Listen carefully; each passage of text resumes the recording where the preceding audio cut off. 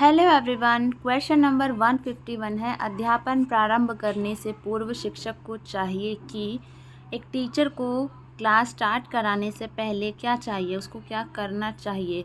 तो पहला है, अपने विद्यार्थियों के वर्तमान तथा भूत के विषय में जाने कि आपके जो बच्चे हैं, स्टूडेंट हैं, प्रेजेंट और पास्ट कैसा रहा है आपके बच्चे का। सेकेंड वन इज़, विद्यार्थियों के मस्तिष्क में काम कर रहे वातावरण के विचलनों से भिज्ञ हो, उनको जानकारी हो कि अभी बच्चे के दिमाग में जो है किस तरीके की चीज़ें विचलन कर रही हैं। वह अपने विद्यार्थियों की जिज्ञासा को उजागर करने में, जो क्यूरियोसिटी है, उसमें सक्षम हो। तो तीनों ही ऑप्शन सही है, ऑप्शन डी आपका आंसर हो जाएगा। शिक्षण का पहला चरण है, देखो शिक्षण का पहला चरण होता है उद्देश्यों का निर्धारण। क्या होता है? उद्देश्यों का निर्धारण। तो किस तरीके के जो है हम उद्देश्य मतलब हमारे उद्देश्य क्या है। देखो, जब तक हमारे पास ऑब्जेक्टिव नहीं होगा, कोई गोल नहीं होगा, तब तक हम जो है कोई स्टेप कैसे लेंगे, है ना। तो इसमें है उद्देश्यों का निर्धारण, जो कि हमारे ऑप्शन में नहीं है, तो डी ऑप्शन सही हो जाएगा। देखो, पहले से योजना बनाना, योजना तब बनाओगे ना आपको पता होगी किस चीज़ की योजना बनाई जा रही है। जो पाठ्य योजना होती है, पाठ्य योजना बनाने से पहले भी हमारे पास कुछ ऑब्जेक्टिव्स होने चाहिए, ठीक है। तो उसके बाद है पाठ्य सामग्री को सुसंगठित करना, ठीक है। तो विद्यार्थियों की पृष्ठभूमि को जानना, एवरीथिंग इज़ ओके, ठीक है। तो उद्देश्य हमारे सबसे पहले आएंगे शिक्षण के पहले चरण में कि हमारा ऑब्जेक्टिव क्या है, हम शिक्षण क्यों करा रहे हैं। तो ऑप्शन में नहीं है। अगर यहाँ भी कोई और ऑप्शन होता और उद्देश्य नहीं है, तो इस सिचुएशन में हम लोग पहले से योजना बनाना ऑप्शन लगाते, बट अभी हमारे पास ऑप्शन है कि इनमें से कोई नहीं, तो डी ऑप्शन हो जाएगा। क्वेश्चन समझ ना आया हो तो एक बार इसको दोबारा सुन लेना बैक करके। 153 है, कल्पना कीजिए कि आप एक महत्वाकांक्षी अध्यापक हैं। आप कक्षा अध्यापन के विषय में अत्यंत ऊंचा आदर्श रखते हैं, किंतु आपकी जो मेहनत है वो कारगर नहीं होती। तो इसके पीछे क्या कारण हो सकता है। तो देखो, हम एक मतलब महत्वाकांक्षी अध्यापक है, तो ऐसी पॉसिबिलिटीज़ है कि जो हम जानते हैं वो शायद बच्चे की जानने की क्षमता से अधिक ऊंचा है। सेकंड चीज़ ये भी हो सकती है कि छात्रों के मध्य जो व्यक्तिगत भिन्नता है, क्योंकि हमारी क्लास में अगर 40 बच्चे हैं, 50 बच्चे हैं, अब सबके दिमाग के सबका दिमाग जो एक जैसा काम नहीं करता है भाई। कोई धीरे सीखता है, कोई जल्दी सीखता है, कोई इससे भी तेज़ सीखता है ना। तो ये चीज़ होती है। तो ऐसा हो सकता है कि जो बच्चों की जो व्यक्तिगत भिन्नता है वो इस चीज़ को इफ़ेक्ट कर रही हो। तो ए और बी दोनों ही सही होंगे इसमें। सीखने का समुचित तात्पर्य है, ये क्वेश्चन कई बार पूछा जाता है। तो बिहेवियरल चेंजेस, तो बी ऑप्शन इसका सही हो जाएगा। इसको तो आप रट भी सकते हो इस क्वेश्चन को। क्वेश्चन नंबर 155 है, कक्षा शिक्षण में श्रव्य दृश्य सामग्री के उपयोग का सबसे बड़ा लाभ क्या है। श्रव्य दृश्य सामग्री जो हमारे ये जो होते हैं विजुअल एड्स होते हैं जो हमारे, ठीक है, जो हमारा TLM होता है, टीचिंग लर्निंग एड्स होते हैं। तो उसमें उसका जो है सबसे बड़ा लाभ ये होता है कि सीखना सरल और रोचक हो जाता है। छात्रों को कम अध्ययन करना पड़ता है, ये ठीक है, बट इतना भी ठीक नहीं है। सीखने का सारा दायित्व छात्र पर चला जाता है, भाई अब तू ही है कर्तव्य धर्ता, तू ही पढ़, तो ये तो गलत हो जाएगा। ए ऑप्शन है, छात्रों को पुस्तकीय ज्ञान पर निर्भर नहीं रहना पड़ता, ये ऑप्शन भी ठीक है, बट इसका जो बेस्ट ऑप्शन है वो बी है। इसको भी आप रट सकते हैं क्योंकि ये क्वेश्चन भी कई बार पूछा जाता है। क्वेश्चन नंबर 156 है, शिक्षक को आशावादी क्यों होना चाहिए। अगर वो खुद आशावादी है तो तभी तो उसके बच्चे आशावादी बना सकेगा वो, ठीक है। तो निराशावादी है, खुद ही परेशान है, नहीं यार ऐसा हो गया तो क्या हो जाएगा, ये वो फलाना ढिकाना, खुद ही निराशावादी है, तो उसके बच्चे भी उसको देख देख के निराशावादी बन जाएंगे, ठीक है। तो टीचर को अगर वो आशावादी होना चाहिए तभी उसके बच्चे जो है आशावादी बनेंगे, तो छात्रों में अच्छी आदतें डाल सकेगा, दैट इज़ गुड। कक्षा को अनुशासन प्रिय बना सकेगा। आशावादी का अनुशासन से कोई लेना देना नहीं है। विनोद प्रिय ठीक है, बट बी ऑप्शन ज़्यादा अच्छा है। 157 है, शरारती छात्रों के साथ शिक्षक को कैसा व्यवहार करना चाहिए। भाई देखो, वैसे तो कूटने का मन करता है लेकिन कूटना अलाउड नहीं है, तो ऐसे में जो है हमें ऑप्शन चुनना है बी, ठीक है। कठोर तो हमें रहना नहीं है, तटस्थ हम रह नहीं सकते हैं, ठीक है, क्योंकि सैलरी ले रहे हैं तो तटस्थ होने का तो कोई मतलब ही नहीं बनता है। सहानुभूति दिखा दिखा कर क्या पता वो शरारती हो गया हो, है ना। तो विनम्र रहना है लेकिन दृढ़ रहना है भाई। अब इसको वो चीज़ बोल दी है तो करनी है तो करनी है। देखो शरारती बच्चों से निपटने का एक ही तरीका है भाई, उनको ना मतलब जो बहुत सारे काम होते हैं ना, ये लिया वो लिया, ये कर दे वो कर दे, भाई उसमें लगा दो उसको, उसकी शरारतें अपने आप ही कम हो जानी है। मैं तो यही करती हूँ। तो बी ऑप्शन इसका सही हो जाएगा। कक्षा शिक्षण की व्यवस्था निर्भर करती है प्रधानाचार्य की शैक्षिक योग्यता पर। देखो कक्षा की बात हो रही है, स्कूल की बात नहीं हो रही है। और शिक्षक की व्यावसायिक निपुणता पर, अन्य शिक्षकों के सहयोग पर, विद्यालय की साज सज्जा पर। देखो बी ऑप्शन इसका सही है। टीचर के ऊपर ही कक्षा शिक्षण का जो मेन जो होता है, क्या बोलते हैं, नींव है एक तरीके से टीचर जो है। तो बी ऑप्शन इसका सही हो जाएगा। चलो कहीं तो हमारी इज्जत है। ओके 159 है, यदि छात्रों का शैक्षिक रिपोर्ट अत्यधिक उत्तम है, वाह भाई वाह वाला है, तो शिक्षक को निम्नलिखित कार्य करने की आवश्यकता है। भाई मेरे बच्चे तो मतलब तगड़े वाले बिल्कुल आगे जा चुके हैं, तो क्या करना चाहिए मुझे ऐसे में? तो वह केवल छात्रों को अधिगम प्रणाली के खोजने में सहायता करे और उन्हें संदर्भ सूची प्रदान करे, छात्रों को प्रस्तुतिकरण में मदद करे, किंतु उन्हें उसकी तैयारी स्वतंत्र रूप से करने दे। उसके बाद है छात्रों को स्वयं तैयार करने के पर्याप्त अवसर दे तथा उन्हें स्वनिर्देशित होने दें। छात्रों की तैयारियां पाठ्य पुस्तक के मात्र तो नहीं, इसका निरीक्षण करें। भाई ऑप्शन तो ऑलमोस्ट सारे ही ठीक लग रहे हैं, बट हमें बेस्ट इसमें से चूज़ करना है। तो ऑप्शन जो है इसका सी हो जाएगा। ठीक है, देखो छात्रों का शैक्षिक रिकॉर्ड बहुत बढ़िया है, तो ये हो सकता है कि छात्रों को स्वयं तैयार करने के पर्याप्त अवसर दें और उन्हें स्वनिर्देशित होने दें, वो खुद से खुद को निर्देश करें। ठीक है, तो ये ऑप्शन इसका हो सकता है। बाकी बी भी ठीक ही लग रहा है। ठीक है, तो आई थिंक यही वाला सही है कि उन्हें पर्याप्त अवसर दिए जाने चाहिए, ताकि बच्चा खुद से भी तो कुछ करे ना भाई। अब जब शैक्षिक रिकॉर्ड बढ़िया है बच्चों का, तो आई थिंक सी ऑप्शन ठीक है और सी ही होना चाहिए इसका। और मैं अपनी हर वीडियो में कहती हूँ, no one is perfect on this earth. तो मैं भी परफेक्ट नहीं हूँ। किसी क्वेश्चन का आंसर अगर मैं गलत दे देती हूँ या मेरे द्वारा कोई गलत आंसर चला जाता है, तो कृपया करके आप लोग मुझे कमेंट करके बता सकते हैं। आप मुझसे सीखते हैं, मैं आपसे सीखती हूँ। टीचर का काम यही होता है, सीखने सिखाने का। तो अगर कुछ हो जाता है गलती, तो आप लोग मुझे कमेंट कर सकते हैं। डेफिनेटली मैं उस चीज़ को आगे आने वाली वीडियोस में ध्यान रखूँगी, प्लस मेरी भी लर्निंग होगी। तो most welcome for your comments. और वीडियो अच्छी लगी हो तो उसको लाइक भी कर दिया करो यार, और शेयर करना तो बिल्कुल मत भूला करो। और पहली बार आए हो तो सब्सक्राइब कर लेना। सॉरी बीच में डिस्टर्ब करने के लिए, बट करना पड़ता है कभी कभी। 160 नंबर क्वेश्चन है, यदि विद्यार्थी यह ना समझे कि कक्षा में क्या पढ़ाया गया है, तो शिक्षक क्या अनुभव करेगा? मतलब हमारा बच्चे को हमने पढ़ा दिया और बच्चे को पता ही नहीं है, बस वही है ना, हमने पूरी रामायण का आदि बाद में पूछा राम कौन है ना। तो ऐसी वाली सिचुएशन है, तो टीचर को कैसा लगेगा? भारी उबा हुआ, उसे दूसरे तरीके से समझाना चाहिए। वह व्यर्थ समय में नष्ट, मतलब बच्चों को लिए व्यर्थ समय नष्ट कर रहा है। अगर बच्चों को समझ नहीं आ रहा है तो विद्यार्थियों के लिए अफसोस, अरे यार उसको तो समझ ही नहीं आया है। देखो अफसोस जताने की ज़रूरत नहीं है भाई, सैलरी ले रहे हो, अफसोस जताने की सैलरी नहीं ले रहे हो। ठीक है, समय तो क्या ही नष्ट करोगे। ठीक है, ढंग से पढ़ा लेते तो शायद समय ना तुम्हारा नष्ट होता ना उसका नष्ट होता। ठीक है, अब भाई उसको समझ ही नहीं आया है तो भाई उसको दूसरे तरीके से समझाओ। ठीक है, दूसरे तरीके से समझाओ। अब ये है हमारा आ से अनार, ये है बड़े आ से आम। अब कुछ बच्चे आ से अनार बड़े आ से आम समझा दो, समझ जाते हैं। अब कुछ को ये बोलना पड़ता है, बेटा जिसके पीछे डंडी लगी है ना वो आम है, आम बनाओ, आम के ऊपर डंडी बनाओ, ऐसे तो करके उसको समझाना पड़ता है। ठीक है, तो बहुत से तरीके होते हैं। ठीक है, अब जैसे छोटी सी इमली बड़ी सी इमली, मतलब मैं तो बहुत ही अलग तरीके से पढ़ाती हूँ और मैं तो इलॉजिकल लॉजिक लगाती हूँ बच्चों के साथ। खैर कोई नहीं, उन्हें पढ़ना आना चाहिए, समझना आना चाहिए, बाद में बड़े हो जाएंगे फिर तो देख लेंगे। प्राइमरी में तो भाई ऐसे ही चलता है। ठीक है, तो ये चीज़ है, तो उसे दूसरे तरीके से समझाना चाहिए।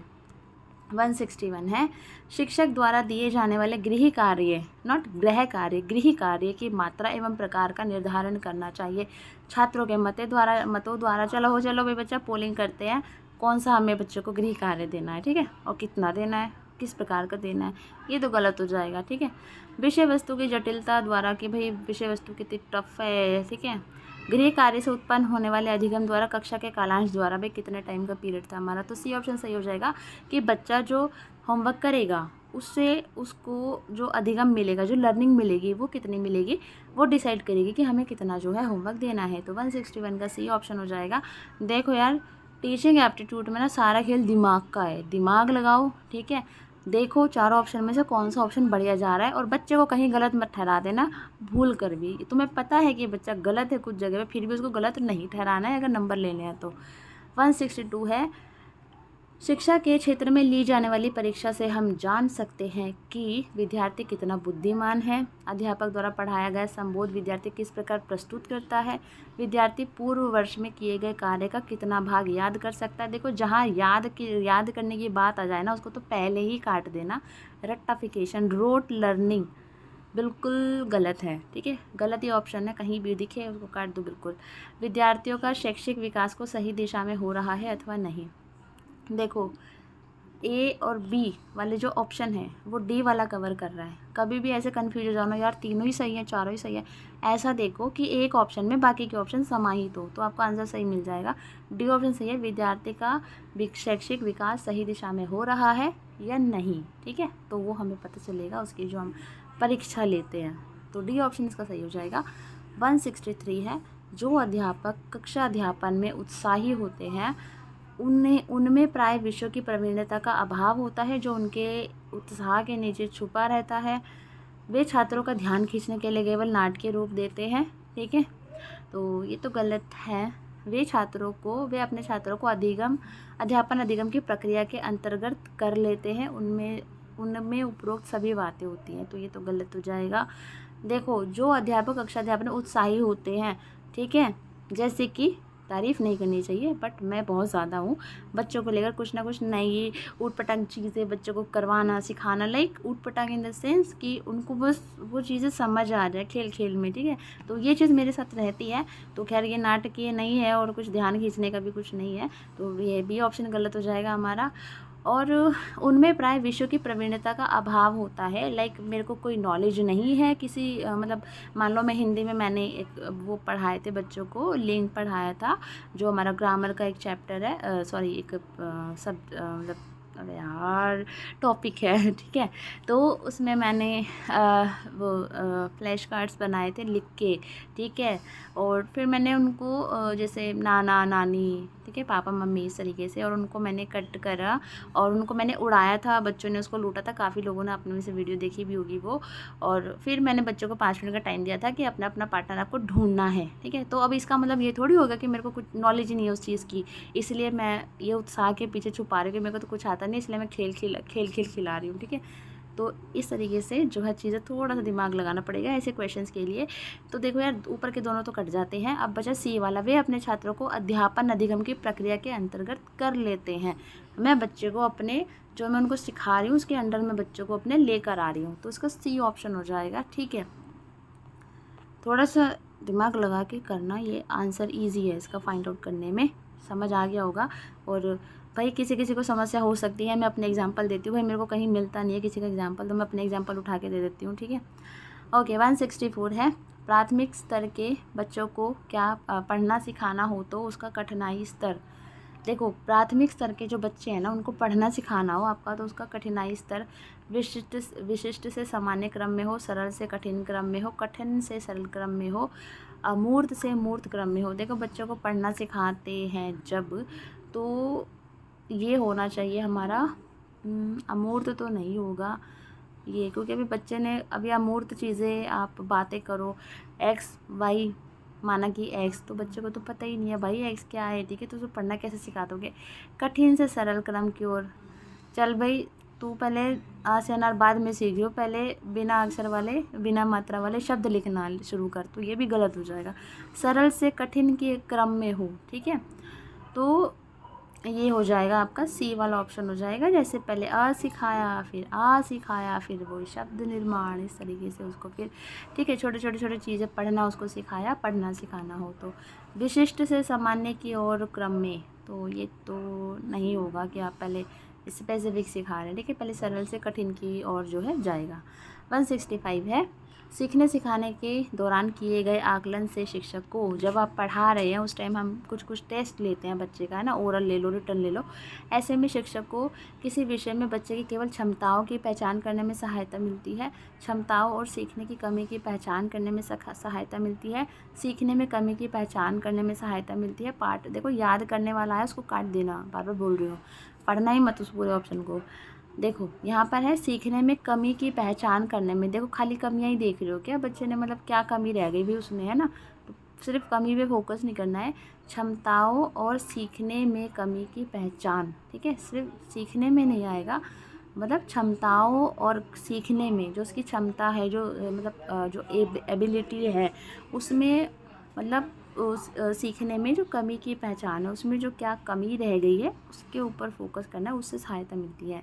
किसी विषय में बच्चों केवल क्षमताओं की, देखो यहाँ पर क्षमता और सीखना है तो बी वाला ऑप्शन सही हो जाएगा, ठीक है। और ये वाला ठीक है, केवल और हमेशा समय टीचिंग एप्टीट्यूड में जहाँ केवल दिख जाए ना भाई उसको भी काट देना, ठीक है। बी ऑप्शन सही हो जाएगा। 166 है, व्यापक आकलन का अर्थ है। देखो व्यापक आकलन जो हमारा होता है वो होता है समेटिव असेसमेंट। बच्चों के सर्वांगीण प्रगति के बारे में जानकारी, बच्चे की समेकित प्रगति के बारे में जानकारी, बच्चों के मौखिक अभिव्यक्ति के बारे में जानकारी, बच्चे की लिखित अभिव्यक्ति की जानकारी। व्यापक आकलन जो होता है सर्वांगीण, व्यापक ओवरऑल, तो वो सर्वांगीण प्रगति की जानकारी देता है। 166 का ऑप्शन नंबर जो है ए सही हो जाएगा। 167 है, बाल केंद्रित शिक्षा का अर्थ है बच्चों को खेल विधि द्वारा पढ़ाया जाए, बच्चों के अनुभवों, उनके स्वरों और उनकी सक्रिय भागीदारी को प्राथमिकता देना, बच्चों को आकर्षक पुस्तकों से पढ़ाया जाए, बच्चों को स्नेह और मृदु भाषा में पढ़ाया। देखो बाल केंद्रित, देखो पहले क्या होता था कि टीचर सेंटर्ड जो एजुकेशन थी, टीचर बोलता रहता था और बच्चे सुनते रहते थे, टीचर लिखवाता रहता था और बच्चे लिखवाते रहते हैं। और भाई मैं वही बच्ची हूँ, ठीक है जो टीचर सेंटर्ड एजुकेशन थी, टीचर बोलता था हम सुनते थे, टीचर लिखवाता था हम लिखते थे, ये चीज़ है। लेकिन अभी टाइम चेंज हो रहा है, अभी बच्चे को सेंटर में रखा जाता है, भाई बच्चा बच्चा बच्चा, ठीक है। तो बच्चों के अनुभवों, उसके एक्सपीरियंस क्या है, उसके स्वर, उसकी सक्रिय भागीदारी, सहभागिता, ठीक है, वो पार्टिसिपेशन दे रहा है कि नहीं दे रहा है, हमें तो कोई मतलब नहीं। टीचर बोल के चली जाती थी, हम भी सुना के रह जाते थे, क्वेश्चन पूछने की हिम्मत नहीं होती थी, वरना चाटा आता था मुँह पे, ठीक है। तो बी ऑप्शन इसका सही हो जाएगा। तो बाल केंद्रित मतलब बच्चे को केंद्र में रखना, भाई बच्चा तू महान है, बच्चा तू भगवान है, ठीक है। वो बात अलग है, अभी कुछ मन में बोल रहे होंगे तू शैतान भी है। ओके 168 है, बच्चों में पारस्परिक तुलना कभी नहीं करनी चाहिए क्योंकि पारस्परिक तुलना करने से बच्चे में हीन भावना जागृत होती है, द्वेष भावना की जागृत होती है, आत्मविश्वास में वृद्धि होती है। वाह भाई वाह, हमारी तुलना हो रही है, चलो आत्मविश्वास बढ़ रहा है हमारा। देखो यार बच्चों की आप तुलना करोगे ना, ऑब्वियस सी बात है, तुलना कर रहे हो तो एक को तो नीचे दिखाओगे, दूसरे को ऊंचा उठा दोगे, तो भाई तू भी अच्छा है, तो तुलना कहाँ से हो गई है ना। तो तेरे को ये नहीं आता देख, उसको ये भी आता देख, तेरे को इतना नहीं आया, तो ये चीज़ें होती हैं। तो ऐसे में क्या होगा, हीन भावना की जागृत होती है। तो ए तो हमारा सही हो जाएगा। ए देख सॉरी 1 हमारा किस में है, तो 1 इसमें है, 2 इसमें नहीं है, तो ये वाला काट दो, ठीक है। 1 होना द्वेष भावना की, कहीं ना कहीं बच्चों को ना भाई मैं तो इससे बदला लूँगा, इसकी वजह से मेरे को ऐसा सुनना पड़ा, है ना। तो सेकेंड ऑप्शन भी सही हो जाएगा। तो जहाँ पे सेकंड है तो सेकंड देख लो। आत्मविश्वास में वृद्धि होगी, भाई कहाँ से, एक में हो जाएगी, एक में नहीं होगी। तो एक तरीके से ये जो है नेगेटिव उसमें जा रहा है, तो हमारा ए ऑप्शन सही हो जाएगा 1 और 2। एक सृजनात्मक बच्चे की विशेषताएं हैं। जो क्रिएटिव बच्चा होता है उसकी क्या क्या विशेषताएं होती है। देखो जो क्रिएटिव बच्चा होता है विचार और कार्य में मौलिकता होती है, भाई उसके खुद के विचार होते हैं, खुद का कार्य होता है, वो उसी को प्रेजेंट करता है। ए तो 1 तो सही हो जाएगा। अब 1 देख लो कहाँ पे, अब आगे कट कर दो, 1 वाला नहीं है तो कट कर दो इसको। समस्याओं के प्रति उच्च स्तर की संवेदना होती है उसमें, और सोचने विचारने का नवाचारी तरीका। देखो अभी थर्ड वाला ऑप्शन सही है, अभी थर्ड वाला देखो पहले कहाँ पे है, बाकी ये काट दो, इसको काट दो, अभी ये इसमें है। समस्याओं के प्रति उच्च स्तर की उसके अंदर संवेदना होती है। ये ऑप्शन भी जो है मुझे मतलब नहीं ठीक लग रहा, मतलब उच्च स्तर की संवेदना होती है, मतलब संवेदनशील होता है समस्याओं को लेके, दैट इज़ गुड हो सकता है, बट हो ही तो ये पॉसिबल नहीं है जहाँ तक मुझे लगता है। तो इसका 1 और 3 ऑप्शन सी आपका आंसर हो जाएगा। कक्षा में बच्चों की धारण दर बनाए रखने के लिए ज़रूरी है, बनाए रखने के लिए ज़रूरी है। शिक्षक बच्चों को कक्षा में रोज़ आने के लिए कहे। देखो जो बच्चे को हमें स्कूल में जो बुलाना है धारण दर बनाए रखने के लिए, लाइक वो स्कूल में प्रेजेंट रहे, ठीक है, प्रेजेंट रेशियो, इस तरीके से क्वेश्चन है आपका। कक्षा में उपस्थित न होने वाले अभ्यर्थी को दंड दिया जाए। भाई दंड तो बिल्कुल भी दे ही नहीं सकते, वरना तुम्हारी नौकरी गई, कहाँ गई, पता नहीं कहाँ गई। ठीक है।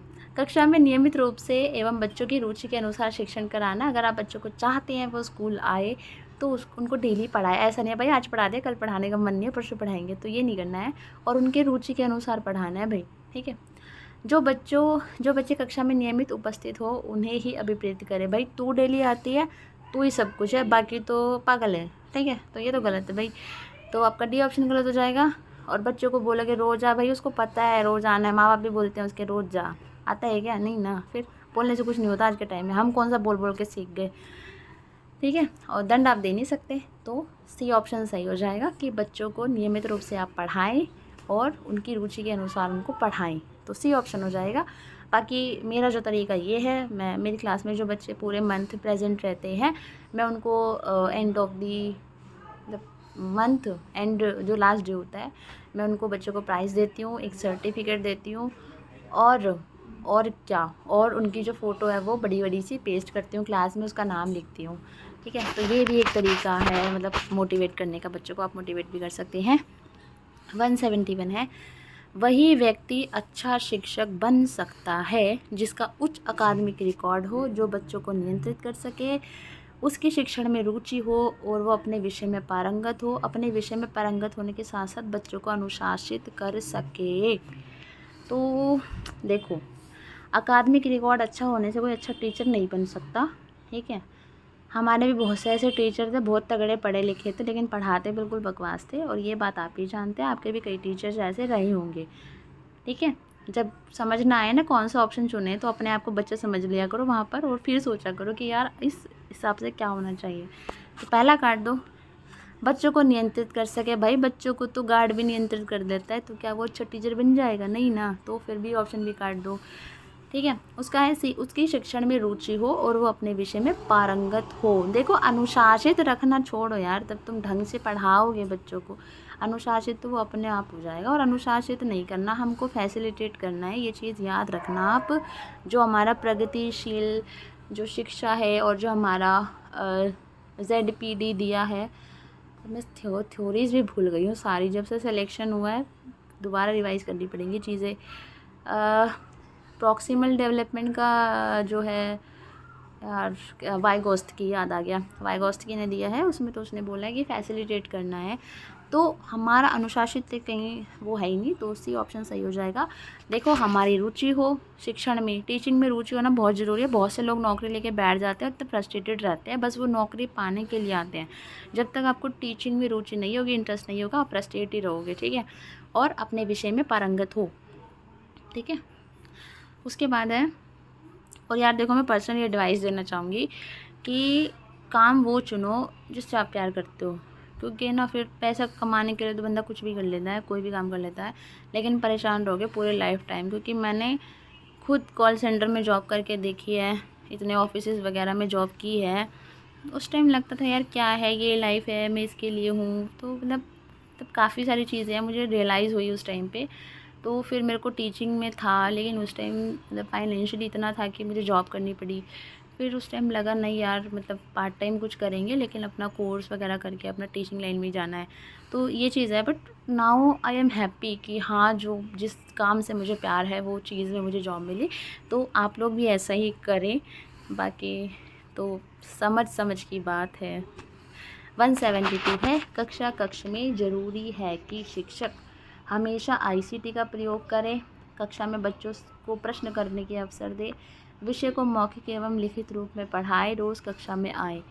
देखो सारे ही ठीक है, खैर रोज़ तो क्या हमेशा ICT का प्रयोग क्या ही कर लोगे तुम, ठीक है, इसको छोड़ दो। बी ऑप्शन बिल्कुल आपका सही है, बच्चों को प्रश्न करने के अवसर दें, जितना बच्चा प्रश्न करेगा उतना आपका जो है आप एक बेहतर शिक्षक हैं अगर आपका बच्चा प्रश्न कर रहा है तो, ठीक है। 173 है, मौखिक प्रश्न पूछकर हम बच्चों को किन किन क्षमताओं को जान सकते हैं। सुनने व दोहराने की क्षमता, कि बच्चा कितना सुनता है, कितनी बार दोहरा पाता है। सुनने, दोहराने व निर्देशों को समझने व उनके अनुसार कार्य करने की क्षमता। सही उत्तर बताने की क्षमता। याद, देखो याद बोला था ना, काट देना याद सुन के, ठीक है, पढ़ना ही नहीं आगे। सही उत्तर बताने सुनने और बोलने की क्षमता। देखो सही उत्तर भी काट दो, क्योंकि कुछ चीज़ें तो बच्चा मॉडिफाई करता ही है, लेकिन ये जो हम खुद ऐसे पढ़ पढ़ के आए हैं, भाई वही उत्तर लिख जो हमने लिखवाया है, तभी नंबर मिलेंगे। तो सही उत्तर बताना हट जाओ, ठीक है। बच्चा कुछ भी बोल सकता है, बट इट डज़ंट मीन कि उसकी हम क्षमता पे जो है शक करें। तो इसमें जो है बी ऑप्शन आ जाएगा कि जैसे हमने मौखिक प्रश्न बच्चों से पूछा है, तो उसने मतलब कितना सुना, किस हिसाब से सुना। जैसे क्वेश्चन मैंने पूछा लाइक आगरा, यार आगरा में ताजमहल है, तो आंसर ही बता दिया मैंने। जैसे मैंने पूछा बंगला साहिब कहाँ है, ठीक है। तो बच्चे ने आंसर किया दिल्ली में है, ठीक है। तो मौखिक प्रश्न पूछकर मैंने क्या जाना, उसने बच्चे ने सुना कि मैंने क्वेश्चन क्या बोला, दोहराया क्या, उससे मैं क्वेश्चन बाद दोबारा से पूछ सकती हूँ, बेटा बता मैंने क्वेश्चन क्या पूछा था, ठीक है। वह निर्देशों को समझने के, मान लो मैंने उससे कुछ निर्देश दिए, आज क्लास में ये करना है वो नहीं करना, ठीक है। इस तरीके से जो है बंगला साहिब के बारे में कुछ बोल दिया, इंस्ट्रक्शंस दे दिए कुछ लाइक, है ना। और उन्हीं के अनुसार जो कार्य करने की क्षमता का जो है हम आकलन कर सकते हैं। बच्चे ने जो सुना क्या वो उसको उसके हिसाब से काम कर पा रहा है। कोई क्वेश्चन या क्लास रिलेटेड जो हमने कोई क्वेश्चन पूछ लिया, तो बी ऑप्शन इसका सही हो जाएगा। यार देखो टीचिंग एप्टीट्यूड में ना वीडियो लेंथी होती है, और मैं समझ सकती हूँ आपका पेशेंस लेवल, लेकिन यार चीज़ें समझाना बहुत ज़रूरी है, क्योंकि सबको बिल्कुल बेसिक नॉलेज नहीं है, दैट्स वाई। बाकी स्पीड और मोटर का ऑप्शन आप लोगों के पास अवेलेबल है। यदि आपको पता चलता है कि आपकी कक्षा में कोई बच्चा अल्पदृष्टि बाधित है, तो निम्नलिखित में से कौन सा तरीका सबसे अच्छा है। उसको श्याम पट के नज़दीक बिठाएंगे, उसको प्रतिभावान बच्चों के बीच बिठाएंगे, जहाँ वे रोज़ बैठता है वहीं बैठने देंगे, ठीक है। अब उसको देखो यार वो पीछे बैठता है तो उसको पीछे बैठने दोगे, अगर उसको यार दिखाई कम दे रहा है, उसको श्याम पट के नज़दीक बिठाएंगे और श्याम पट में बड़े बड़े अक्षरों का प्रयोग करोगे, तो डी ऑप्शन हो जाएगा। मेरी क्लास में भी कुछ बच्चे हैं जो विजुअली थोड़ा सा है दिक्कत, तो मैं उनको आगे बिठाती हूँ, और मैं जो काम है थोड़ा सा वर्ड्स हैं वो बड़े बड़े लिखती हूँ, बच्चे को प्रॉब्लम ना हो, ठीक है।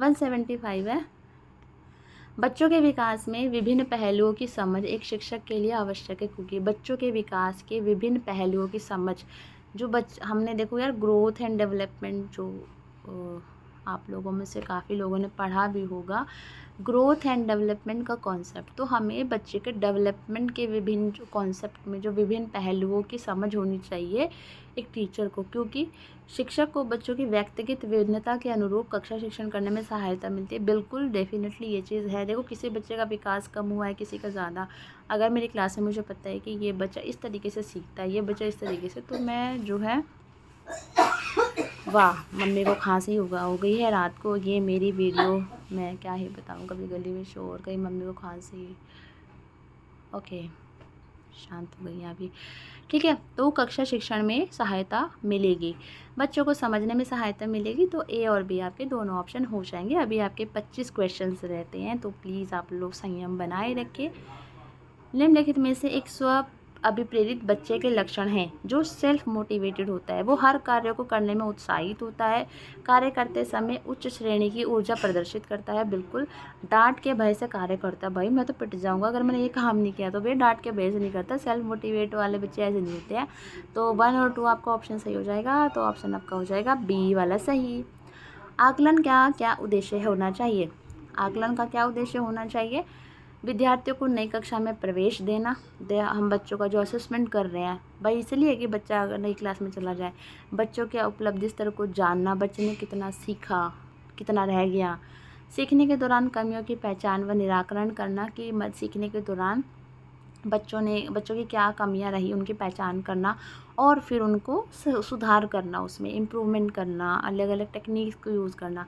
बच्चों ने कितना प्रतिशत प्रश्न पत्र सही किया, यह देख रहा भाई कितने क्वेश्चन सही किए, तो सी ऑप्शन सही हो जाएगा इसका।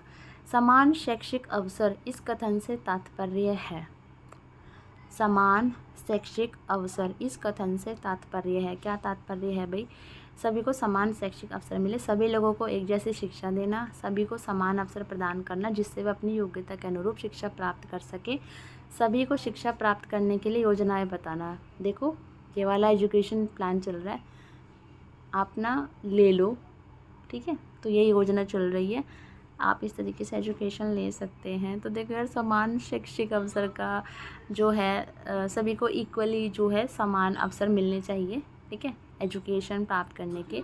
किसी के साथ भेदभाव नहीं होना चाहिए, बेसिकली ये होता है इसका मीनिंग। तो इसका जो ऑप्शन है वो हो जाएगा डी वाला, केवल 2। ओके, 179 है, निम्नलिखित में से कौन सा कथन शिक्षण के संदर्भ में सत्य है?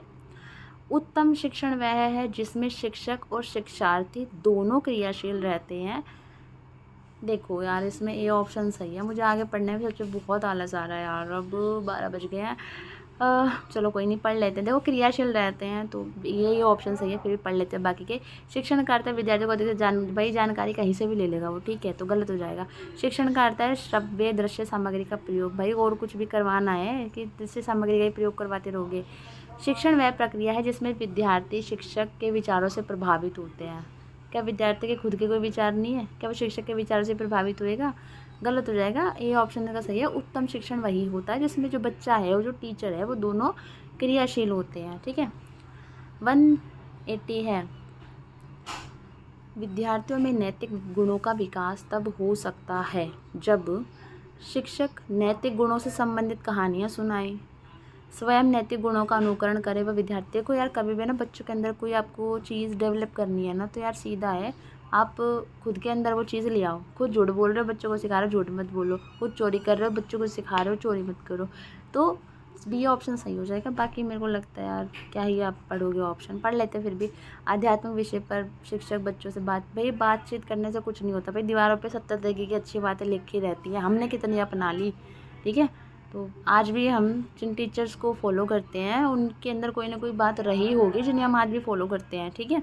तो ये खुद से भी लगा के देख लो यार, मतलब आप लोगों में से जो मैरिड होंगे तो आप लोग देख लो, आपका ही बच्चे अनुकरण करते हैं, जो आप करते हो वो बच्चे आपके करते होंगे, ठीक है। ये चीज़ है। और क्लासरूम में भी खैर मैं तो अभी अनमैरिड है हम लोग, तो हम जैसे लोग तो अभी तो अब क्लास के बच्चे ही अपने बच्चे हैं, तो वही है जो मेरे अंदर वो जो चीज़ें हैं वो बच्चे कहीं ना कहीं अडॉप्ट करते हैं, उस चीज़ को वो फॉलो करते हैं, ठीक है। तो हमें खुद को वो करना है ताकि बच्चों के अंदर वो चीज़ें आएँ।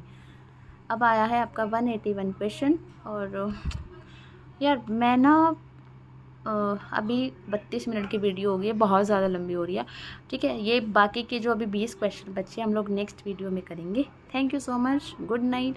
कोई कमेंट हो तो कोई डाउट हो तो कमेंट कर देना यार। लाइक शेयर सब्सक्राइब करना बिल्कुल भी मत भूलना। वीडियो अच्छी लगी हो तो वो भी बता देखो यार, कमेंट करके अच्छी लगी कि नहीं लगी।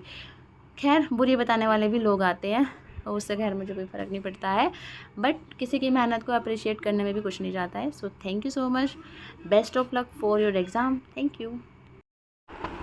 क्वेश्चन नंबर 181 है, यदि कोई शिक्षक अपने विषय का पाठ्यक्रम समय पर पूरा नहीं कर पाता है तो सबसे अच्छा तरीका कौन सा होगा जो उसे करना चाहिए?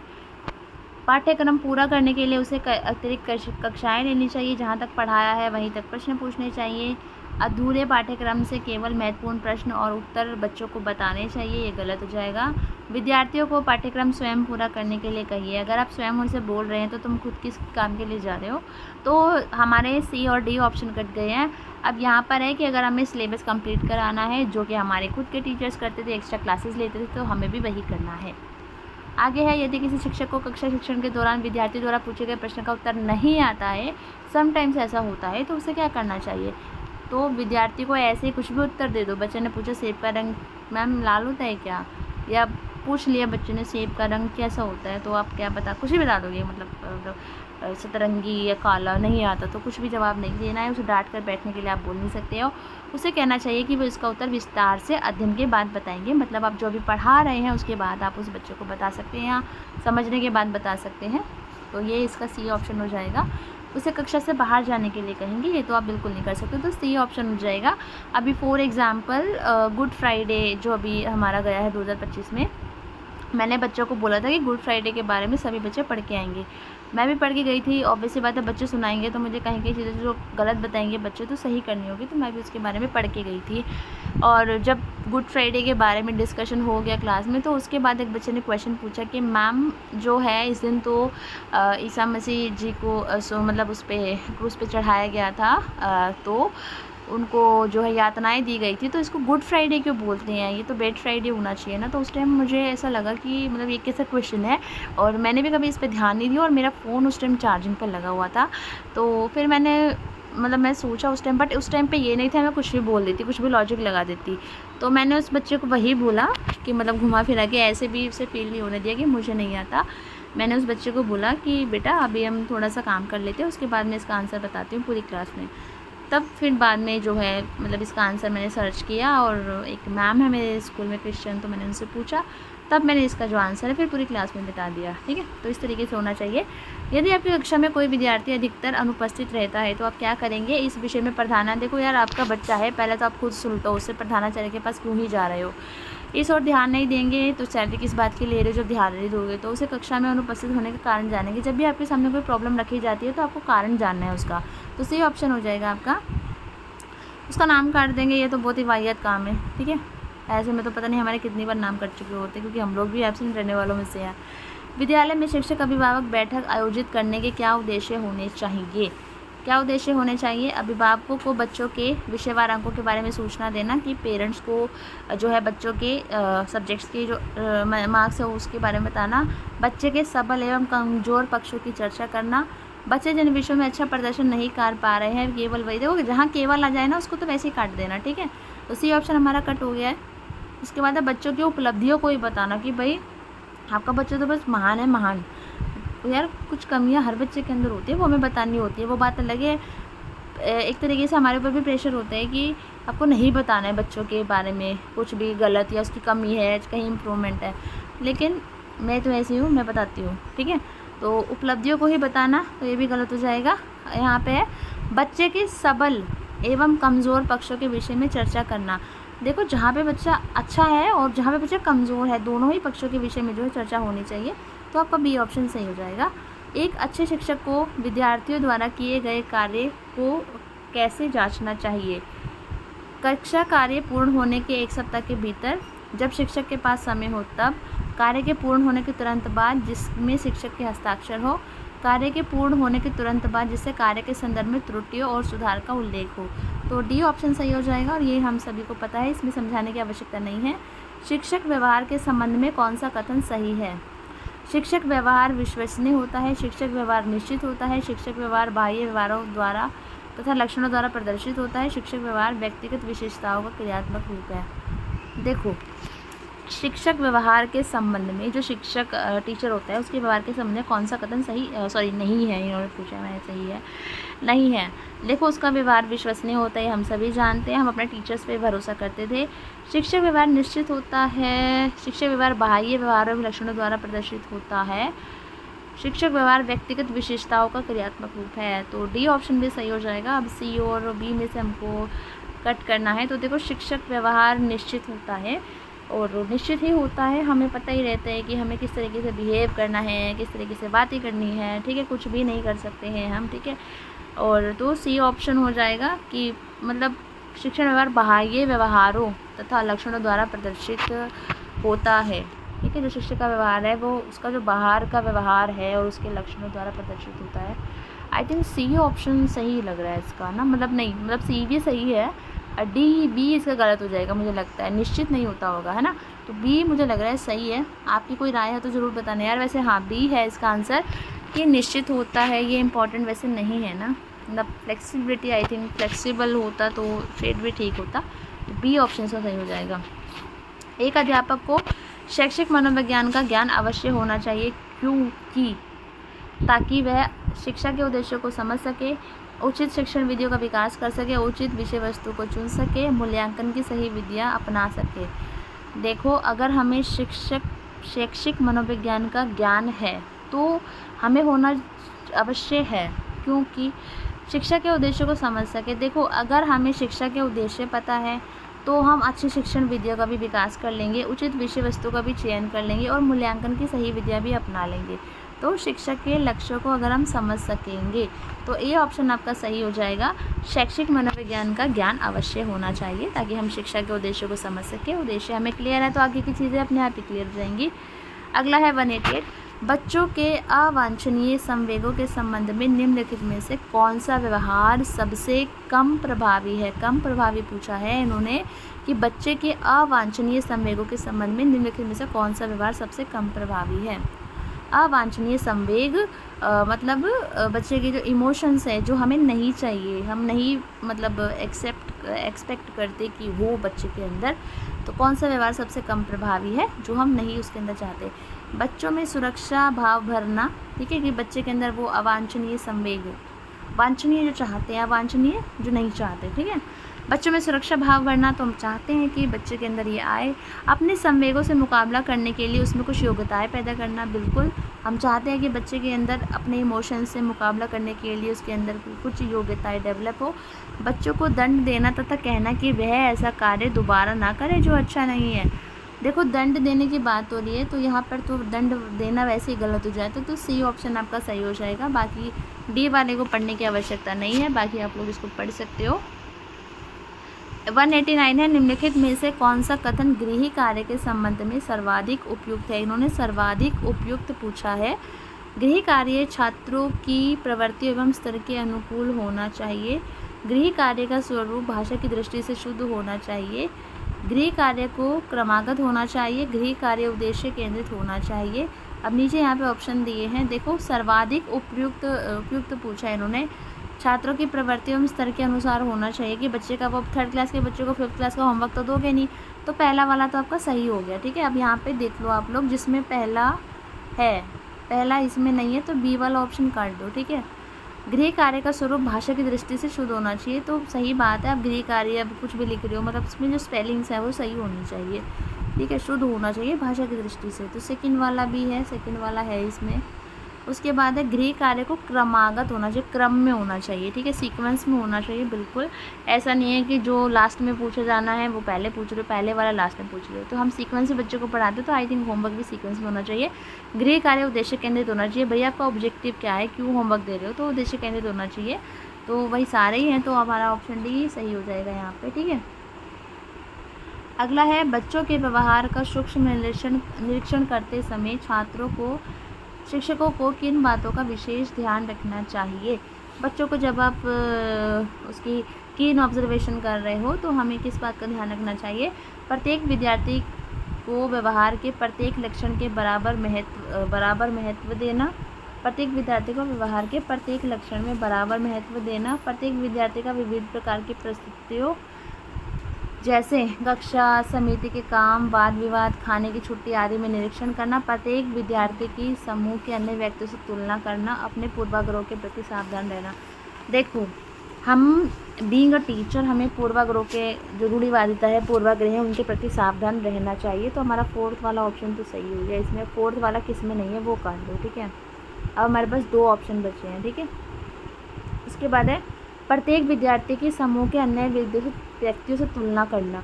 जब तुलना की बात आती है ना, वो वैसे ही ऑप्शन कट हो जाता है, तो हमारा ये 3rd वाला कट हो जाएगा। तो फर्स्ट, सेकंड और 4th ये हमारे तीनों सही है, तो इसका जो आंसर हो जाएगा वो हो जाएगा फर्स्ट, फर्स्ट, सेकंड और 3rd काट दिया हमने 4th, तो यहाँ पे है फर्स्ट, सेकंड, 3rd, 4th, इसमें तो सारे ही दिए हुए हैं, इसमें ऑप्शन ही गलत है आई थिंक। फर्स्ट होगा, सेकंड होगा और 4th होगा, 3rd वाला नहीं है भाई, तुलना करने की बात गलत है। प्रत्येक विद्यार्थी का विविध प्रकार की परिस्थितियों जैसे कक्षा, समिति के बाद, तो ये ऑब्जर्वेशन करनी चाहिए। और प्रत्येक विद्यार्थी के व्यवहार के प्रत्येक लक्षण में बराबर महत्व देना चाहिए, ठीक है। प्रत्येक विद्यार्थी की समूह के अन्य व्यक्तियों से तुलना करना, मुझे लगता है कि तुलना ये उस वाले सेंस में अभी जो है, लाइक हम बच्चों को जो हम दूसरे तरीके से जब और पेरेंट्स के सामने प्रेजेंट करते हैं, तो तुलना उस सेंस में नेगेटिव होती है। आई थिंक अब इसमें ऑप्शन नहीं है, तो इस हिसाब से तो ऑप्शन हमारे सारे सही हो जाते हैं। देखो तुलना उस सेंस में है कि वो बच्चा ये सीख रहा है, ये बच्चा ये नहीं सीख रहा है, तो इसके ऊपर काम करने की ज़रूरत है, इस सेंस में हम तुलना का मतलब ले सकते हैं। वैसे तो ये होना नहीं चाहिए, बट अब ऑप्शन अवेलेबल नहीं है, तो ऐसे में हमारे ये चारों ही ऑप्शन सही हो जाते हैं। निम्नलिखित में से सही कथन को चुनिए। सही कथन आपको बताना है यहाँ पे, एक विद्वान को अपना विषय तैयार करने और कक्षा में जाने की आवश्यकता नहीं है। एक विद्वान को अपना विषय तैयार करने और कक्षा में जाने की आवश्यकता नहीं है। अनुभवी अध्यापकों के लिए यह आवश्यक नहीं है कि वे कक्षा में जाने से पूर्व तैयारी करें। अध्यापक का अनुभव अथवा विद्वता का विचार किए बिना कक्षा में हर बार जाने से पहले तैयारी करने की आवश्यकता है। एक कुशल अध्यापक बिना तैयारी का कक्षा में काम चला सकता है। तो बिना तैयारी के तो आप पढ़ा ही नहीं सकते। सॉरी। तो हमारा डी ऑप्शन कट हो गया है, इसमें तो नहीं है, ABCD वाले नहीं, डायरेक्ट है इसमें। एक विद्वान को अपने विषय तैयार करने और कक्षा में जाने की आवश्यकता नहीं है। सही, गलत है ना ये तो पहला वाला भी आपको गलत हो गया है। अनुभवी अध्यापकों के लिए यह आवश्यक नहीं है कि वे कक्षा में जाने से पूर्व तैयारी, भाई जिनको जो बहुत एक्सपीरियंस टीचर है उनको ज़रूरत नहीं है तैयारी करने की, वो जाके बस पढ़ा दे, तो ये भी गलत है। देखो हमारी लर्निंग हमेशा लाइफ लॉन्ग चलती है, चाहे हमें कितना एक्सपीरियंस क्यों ना हो। अध्यापक को अनुभव अथवा विद्वता का विचार किए बिना कि भाई मुझे कितना एक्सपीरियंस है, मैं कितनी ज्ञानी हूँ या ज्ञानवान हूँ, या मुझे कितनी विद्वता है मेरे अंदर, उसकी परवाह किए बिना, उसके बारे में सोचे बिना कक्षा में हर बार जाने से पहले तैयारी करके जानी चाहिए। इसी ऑप्शन इसका सही हो जाएगा। 192 है, निम्नलिखित की समीक्षा कीजिए। आधार कथन है, कक्षा में अध्यापन कार्य में तरह तरह की युक्तियाँ सम्मिलित होती हैं। कक्षा में जब आप अध्यापन कार्य कराते हैं तो तरह तरह की जो युक्तियाँ सम्मिलित होती हैं। कारण सॉरी, छात्रों की अधिगम शैली में व्यक्तिगत भिन्नताएं होती है। देखो अलग अलग युक्तियाँ सम्मिलित होनी चाहिए। क्यों होनी चाहिए? क्योंकि हमारी क्लास में अलग अलग तरीके के बच्चे होते हैं, एक जैसे बच्चे नहीं होते हैं, तो हर कक्षा में विभिन्नताएं होती हैं। तो हमारा A और R दोनों सही है, और जो है A और R दोनों सही है, तथा R जो है वो A का सही कारण है, तो A ऑप्शन इसका सही हो जाएगा हमारा। अब मान लो आपकी क्लास में मतलब सेम IQ के बच्चे हैं, सेम एज के बच्चे हैं, सेम गति से सीखते हैं, तो आप अलग अलग युक्ति थोड़ी अपनाओगे, एक ही युक्ति तो यूज़ करोगे। अलग अलग युक्तियाँ यूज़ ही तब, अलग अलग मेथोडोलॉजी तभी यूज़ होती है जब आपकी क्लास में डिफरेंट टाइप्स ऑफ स्टूडेंट्स होते हैं। अगला है, एक अध्यापक विद्यार्थियों को पढ़ा रहा है और यदि दूसरों के विचार आपके विचारों से विपरीत हो तो भी उन्हें उत्तेजित नहीं होना चाहिए, वह उनके डैश का ध्यान रख रहा है। देखो एक अध्यापक विद्यार्थियों को पढ़ा रहा है कि यदि दूसरों के विचार आपके विचारों से विपरीत हों तो भी आपको उन्हें उत्तेजित नहीं होना चाहिए। मेरे विचार अगर किसी के विचार से नहीं मिल रहे तो मुझे उत्तेजित नहीं होना चाहिए, गुस्सा नहीं करना चाहिए, एग्रेसिव नहीं होना चाहिए। तो ऐसे में जो अगर टीचर उनको समझा रही है तो वो बच्चों को क्या ध्यान रख रही है? संज्ञानात्मक विकास। देखो सामाजिक विकास नहीं आएगा इसके अंदर, शारीरिक विकास से कोई लेना देना है नहीं। और संज्ञानात्मक तो हमारा सोचने से होता है, कि भावनात्मक है, भावना होती है हमारी, अग्रेशन आना। ठीक है, डी ऑप्शन आपका सही हो जाएगा। शिक्षक छात्रों में समस्या सुलझाने तथा तार्किक योग्यता का विकास निम्नलिखित द्वारा कर सकते हैं। महत्वपूर्ण प्रश्न पूछकर सॉरी, पुस्तक से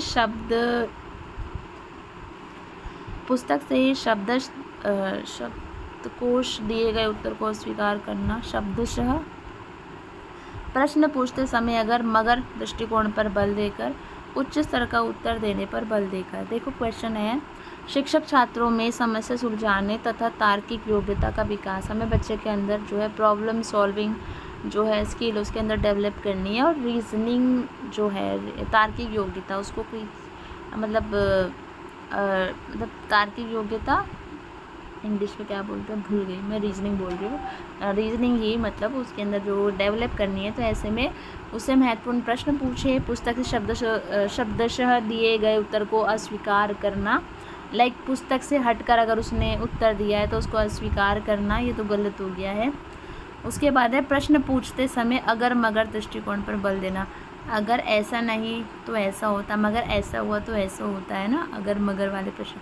उच्च स्तर का उत्तर देने पर बल देकर, भाई तू तो यही आंसर देगा इतने लेवल का, जो कि गलत है। महत्वपूर्ण प्रश्न पूछकर, कोई है घिसे पिटे क्वेश्चंस, तो अगर मगर, अगर ऐसा होता, अगर सांप आ जाता, अगर वहाँ पर शेर सोया ना होता, मगर। ठीक है, इस टाइप के क्वेश्चन अगर आप पूछते हैं तो बच्चा जो है प्रॉब्लम सॉल्विंग उसके अंदर जो है डेवलप होती है। तो आपका सी ऑप्शन सही हो जाएगा। बालकों को परिश्रम करने के लिए प्रेरित करने का सर्वोत्तम उपाय है स्वयं परिश्रम किया जाए, जिसे देखकर बालक स्वतः प्रेरित होंगे। ये क्वेश्चन मैंने एक पहले भी करवाया है आपको। मैंने बताया था कि जब भी हमें बच्चे के अंदर कोई चीज़ डेवलप करनी है तो हमें खुद एज अ रोल मॉडल उनके सामने प्रेजेंट होना पड़ेगा। वो खुद ब खुद सीख जाएंगे, उनको व्याख्यान देने की ज़रूरत नहीं है, उनको एग्जाम्पल देने की ज़रूरत नहीं है, उनको आप पुरस्कार नहीं दोगे तो भी उनको ज़रूरत नहीं है, आप खुद करो, बच्चा खुद करेगा। 196 है, शिक्षण में छात्रों की सर्वाधिक भागीदारी संभव है। व्याख्यान विधि द्वारा बिल्कुल महा घटिया मतलब विधि है कि आप बोले जा रहे हो, बच्चे सुने जा रहे हैं, तो बहुत बेकार है, हम खुद बोर हो जाते हैं। ठीक है, तो व्याख्यान विधि द्वारा तो बच्चों की आप पार्टिसिपेशन बोल ही जाओ कि आपको मिलने वाला है। चर्चा विधि द्वारा, पुस्तक विधि द्वारा, श्रव्य दृश्य समझ। श्रव्य दृश्य में वो बस बहुत लिमिटेड होता है। ठीक है, देखो चर्चा विधि मोस्ट इंपॉर्टेंट है बच्चों को इंगेज रखने के लिए। बच्चा चर्चा कर रहा है, डिस्कशन कर रहा है। ठीक है, 197 है, शिक्षक होने के नाते आप अपने छात्रों से कैसे संबंध रखना चाहते हैं? मित्रवत, पुत्रवत, तुम ही मेरे पुत्र हो, एक परिचित व्यक्ति जैसा। हाँ ठीक है भाई, तुमको जानते हो, तुम मेरे क्लास में रोज आते हो, तुमसे मुझे सैलरी मिल रही है ना, ऐसा कुछ गलत है। छात्र के आयु के अनुरूप, अच्छा तो तुम 5 साल के, चलो हमें तुमसे तू तड़ाक से बात करते हैं। अच्छा तो आप मेरे से भी बड़े हो उम्र में हो, वैसे हमसे बड़े उम्र के बच्चे होंगे नहीं स्कूल में, कॉलेजेस वगैरह में अगर मिल सकते हैं। तो डी ऑप्शन वैसे कट गया है, सी ऑप्शन वैसे कट गया है। पुत्र भाई कहाँ से भाई, मेरे पुत्र, क्योंकि पुत्रियाँ भी तो पढ़ती है। देखो फैमिलियर बिहेवियर रखना पड़ता है, एज अ फ्रेंड बच्चों के साथ रहना पड़ता है, और आजकल के बच्चों के साथ तो स्पेशली रहना पड़ता है एज अ फ्रेंड। यदि पीछे बैठने वाले छात्र सदैव बातचीत में ही व्यस्त रहते हों, सदैव रहते ही हैं वो लोग, तो अध्यापक को चाहिए कि वह, बाय द वे मेरे डाइट में जो तीनों टॉपर्स थे फर्स्ट ईयर और सेकेंड ईयर में, वो तीनों ही बैक बेंचर्स थे। ओके, जस्ट एन एक्सपीरियंस कि ऐसा नहीं है कि बैक बेंचर सिर्फ बात ही करते हैं, वो बात भी करते थे बट पढ़ते भी तो टॉप भी किया था।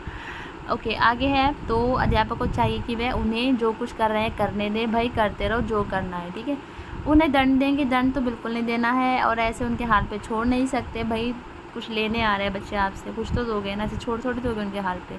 उन्हें आगे बैठाएंगे और उन पर नज़र रखेंगे, तो सी ऑप्शन सही हो जाएगा। आगे बैठाएंगे और उन पर नज़र रखेंगे, बिल्कुल नज़र तो रखनी पड़ेगी, वो कुछ काम भी देना पड़ेगा, सी ऑप्शन सही हो जाएगा। 199 है आपका यहाँ पे। अधिकांश छात्र उन शिक्षकों से पढ़ने के इच्छुक होते हैं जो उसके पहले भी पढ़ा चुके हों, स्कूल में अति योग्य शिक्षक माने जाते हों, उन्हें प्रभावशाली व्यक्तित्व वाले लगते हों, जो छात्राओं की समस्या हल करने में रुचि रखते हो।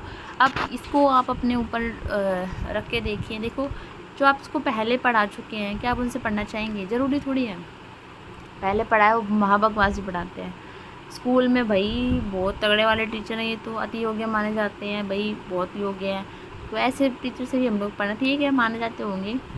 उन्हें प्रभावशाली व्यक्तित्व लगता है कि बहुत ही मतलब तगड़ी वाली पर्सनैलिटी है उनकी, इंस्पायरिंग है, ठीक है हो सकता है, बट जो छात्रों की समस्याएं हल कर सकता है, हम ज़्यादातर उन टीचर से पढ़ना पसंद करते हैं और उन्हीं से पढ़ने के इच्छुक होते हैं।